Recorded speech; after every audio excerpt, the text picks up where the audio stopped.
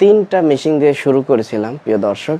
আজকে আলহামদুলিল্লাহ আমাদেরকে আল্লাহ এই পর্যন্ত এনেছেন। আজকে আমাদের ঘরে প্রায় 12টা মেশিন চলে।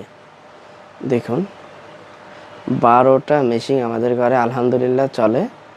মাত্র 3টা মেশিন দিয়ে শুরু করেছিলাম। প্রথমের যাত্রা আমাদের মোটেও কিন্তু সহজ ছিল না।